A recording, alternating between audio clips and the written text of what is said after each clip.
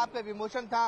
बकायदा बड़ी स्क्रीन यहाँ पे लगाई गई थी, मैं हॉल के बाहर खड़ा हूँ, बड़ी स्क्रीन यहाँ पे लगाई गई थी और तमाम जो लोग जो एनसीपी के समर्थन थे वो यहाँ पर बाहर आए हुए थे और इस बात का ऐलान कर रहे थे कि जिस तरीके से उनकी किताब का विमोचन हो रहा है उसका वो प्रोग्राम को अटेंड करने आए थे। लेकिन यहाँ पे आने के बाद जब प्रोग्राम खत्म होने की स्थिति पर आया तब एक शरद पवार ने ऐलान किया है कि वो पार्टी के प्रेसिडेंट पद से इस्तीफा दे रहे हैं। उसको लेकर काफी ज्यादा शॉकिंग था सबके लिए। एनसीपी के तमाम नेता, उनकी बेटी सुप्रिया सुले, अजीत पवार, एनसीपी के जितने बड़े नेता इस हॉल में मौजूद थे, सबके लिए शॉकिंग था कि शरद पवार ने अचानक ऐलान क्यों कर दिया। लेकिन अब सवाल ये खड़ा हो रहा है कि आखिरकार एनसीपी के प्रेसिडेंट पद पर शरद पवार नहीं है तो उसके बाद कौन होगा। देखिए, पहला नाम आता है सुप्रिया सुले का जो शरद पवार की बेटी हैं। दूसरा नाम आता है अजीत पवार का जो एनसीपी के बड़े नेता हैं। तीसरा नाम जयंत पाटिल का है जो काफी बड़े और सीनियर नेता हैं। अब सबसे बड़ा ये सवाल खड़ा हो रहा है कि आखिरकार अगर एनसीपी में प्रेसिडेंट पद होगा तो वो आखिरकार कौन बनेगा, शरद पवार की जगह कौन लेगा। लेकिन जिस तरीके से अजीत पवार साफ तौर पर हॉल के अंदर मौजूद थे, शरद पवार के बिल्कुल नजदीक थे, उन्होंने साफ तौर पर कह दिया कि शरद पवार की जगह कोई ले नहीं सकता है। लेकिन किसी भी पार्टी का अध्यक्ष बनना एक इम्पोर्टेंट पद होता है। अब सबकी नजर क्योंकि इससे पहले भी हमने देखा है कि शरद पवार की तरफ से कहा गया था कि वो अध्यक्ष पद के तौर पर नहीं रहना चाहते हैं। हालांकि इतिहास उठाकर देख ले तो एक वक्त ऐसा भी था जब बाला साहेब ठाकरे की तरफ से भी ये निर्णय लिया गया था। वो ये देखना चाहते थे कि आखिर उनकी पार्टी के कितने कार्यकर्ता जो हैं वो उनके समर्थन में हैं। तो क्या समझा जाए, शरद पवार भी एक लिटमस टेस्ट के तौर पर इसे मान रहे ताकि वो देख सके कि अभी भी उनका जनसमूह कितना बड़ा है। देखिए अनुपमा, शरद पवार जी की जो उम्र है वो 42 साल के भी ऊपर है। काफी ज्यादा उनके मेडिकल इश्यूज में उसके बावजूद भी उनका जो विल पावर है वो हर एक बड़े से छोटे चुनाव में जाते हैं, प्रचार करते हैं। प्रचार के साथ साथ जो अपने कार्यकर्ता है, नेता हैं और जितने भी अपने मंत्री हैं उनके साथ संपर्क बना के रखते हैं। जो ऑरा शरद पवार का एनसीपी में रहा है वैसा ऑरा दूसरे प्रेसिडेंट कर पाएंगे नहीं कर पाएंगे, ये सबसे बड़ा सवाल है। लेकिन जिस तरीके से शरद पवार ने आज यहाँ पे ऐलान की, उनके जो तमाम कार्यकर्ता, जो तमाम सपोर्टर थे वो काफी ज्यादा इमोशनल हो गए, भावुक हो गए। उन्हें इस बात का अंदाजा नहीं था कि शरद पवार एक बड़ा डिसीजन ले लेंगे। एक और इम्पोर्टेंट बात यह है कि देखिए, जब से एनसीपी की जो नेशनल लेवल की पार्टी के जो सदस्य जो हटाई गई है उसको लेकर कहीं ना कहीं शरद पवार नाराज जरूर चली थी, क्योंकि एनसीपी पहले एक नेशनल लेवल की पार्टी थी। लेकिन कुछ दिन पहले ही इलेक्शन कमीशन ने उनका नेशनल पद का जो स्टेटस है वो हटा दिया था और सीधे रीजनल पार्टी को बना दी गई थी। उसको लेकर शरद पवार काफी ज्यादा स्ट्रेस में थे कि उनकी नेशनल पार्टी तमाम उतार चढ़ाव आए। मेरी सहयोगी श्रेया भी हमारे साथ बनी हुई है। श्रेया, यहाँ पर 63 साल की उनकी राजनीतिक यात्रा, 82 साल उनकी उम्र और 24 साल वो एनसीपी के अध्यक्ष रहे। लेकिन अब सवाल खड़ा होता है कि उनके अध्यक्ष पद से इस्तीफा देने के बाद एनसीपी का अगला बॉस कौन होगा। आपको लगातार मंच पर तस्वीरें दिखा रहे हैं। अभी कुछ वक्त पहले ही अजीत पवार ने भाषण दिया जिसमें कार्यकर्ताओं को समझाते नजर आए।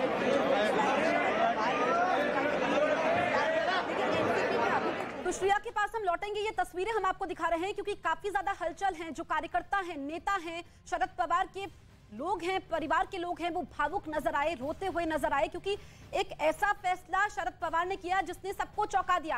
हालांकि 4-5 दिन पहले के अगर हम उनके बयानों को देखें तो उन्होंने संकेत दे दिया था। उनका वो बयान सुर्खियों में था जिसमें उन्होंने कहा था कि अगर रोटी को समय समय पर ना पलटा जाए तो फिर वो जल जाती है। ऐसे में उनके इस फैसले को इससे जोड़ करके देखा जा रहा है। हालांकि पिछले दिनों एनसीपी में फूट की खबरें भी आई थी, लेकिन अब जैसा कि शरद पवार ने कहा, इस्तीफे के बाद अजीत पवार ने कहा कि वो भले ही अध्यक्ष पद से इस्तीफा दिया है लेकिन सार्वजनिक जीवन को नहीं छोड़ा है, यानी कि वो हमेशा अपनी पार्टी के लोगों के लिए, कार्यकर्ताओं के लिए हमेशा मौजूद रहेंगे।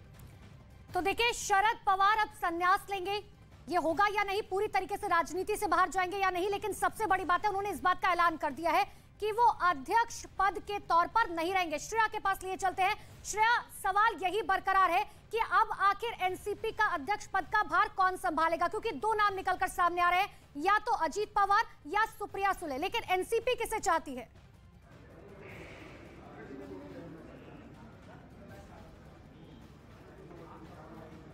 श्रेया, आवाज पहुंच पा रही है आप तक मेरी?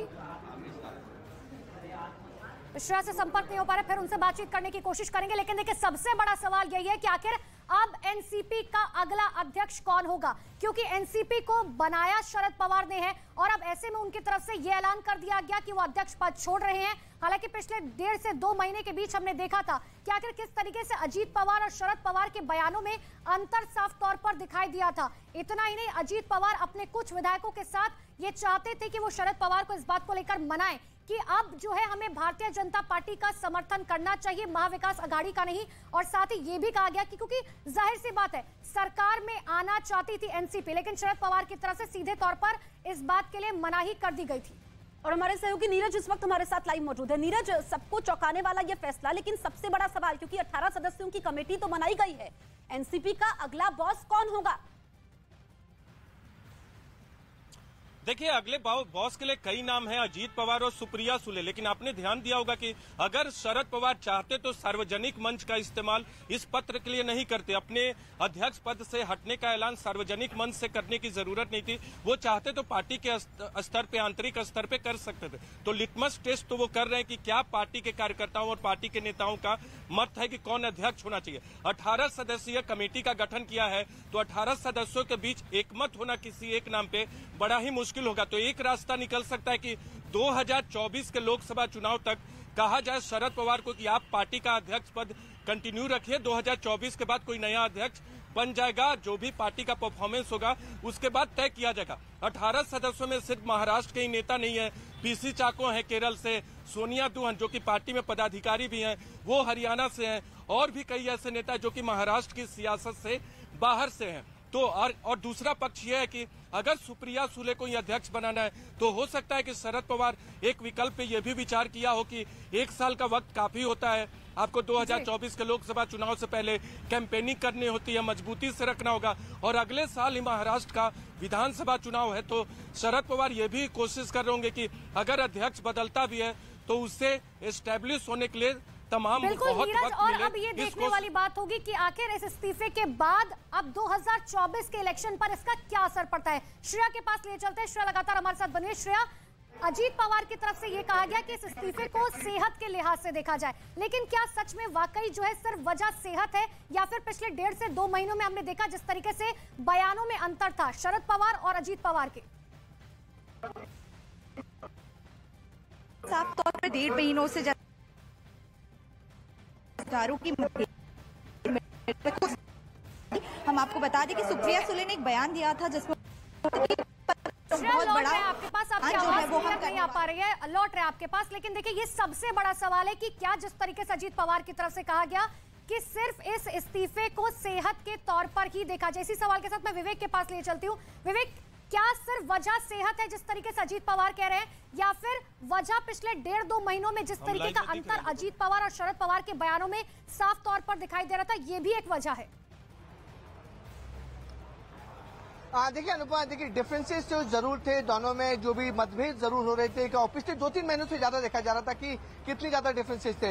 लेकिन जिस तरह से शरद पवार जी की उम्र 42 साल है, मेडिकल इश्यूज भी हैं, उसको लेकर बात चली थी कि शरद पवार अध्यक्ष रहेंगे या नहीं रहेंगे। अब सबसे बड़ा सवाल खड़ा होता है कि एनसीपी में अगर शरद पवार अध्यक्ष नहीं रहेंगे तो कौन रहेगा, सुप्रिया सुले या अजीत पवार? कुछ लोग हमारे साथ, उनसे बातचीत करते हैं। ये बताइए कि अगर शरद पवार इस्तीफा दे देते हैं, एनसीपी के फिर अध्यक्ष आप किसको देखेंगे? वो साहब निर्णय लेंगे। सुप्रिया सुले होती है या फिर अजीत पवार होते, कौन रहेगा? नहीं, आपको पता नहीं। लेकिन आप किसको चाहते हैं? नहीं, साहब निर्णय लेंगे ना। आप किसको चाहते हैं कि बने रहे कोई? नहीं नहीं, हम तो दोनों भी चाहते हैं। दोनों पे आपकी क्या मत रहेगा, कौन रहेगा अध्यक्ष? पवार साहब इसलिए। पवार साहब। अगर पवार साहब नहीं मानते हैं और बोलते कि नहीं मैंने डिसीजन ले लिया, फाइनल है, तो किसको देखेंगे आप? नहीं नहीं, वो मानेंगे वो मानेंगे? सब कार्यकर्ता इतने है नर्वस हो गए तो मानेंगे पवार साहब। आपको अभी उम्मीद है कि मानेंगे? मानेंगे, हाँ उम्मीद है। आपको भी उम्मीद है? उम्मीद है। तो मानेंगे? मानेंगे। नहीं माने तो कौन आपकी नजर में कौन होगा? नहीं, वो तो नहीं, वो साहब निर्णय लेंगे। सामने ले लेंगे। तो अनुपमा, देखिए जिस तरीके से एनसीपी के कार्यकर्ता यहाँ पे मौजूद हैं, उनका साफ तौर पर कहना है कि अभी भी उनके लिए शरद पवार ही अध्यक्ष रहेंगे। अगर नहीं होते हैं तो शरद पवार तय करेंगे कि आखिरकार उनकी कुर्सी पर कौन बैठेगा। जो पावर गेम है विवेक, वो शरद पवार के पास रहने वाला है। अगर हम उनकी 63 सालों की राजनीतिक यात्रा को देखें तो राजनीति के ऐसे धुरंधर, वो ऐसी बिसात बिछाते हैं कि बड़े बड़े सुरमा ढेर हो गए। तो क्या जो उनका अध्यक्ष पद से इस्तीफा देना है, इसके पीछे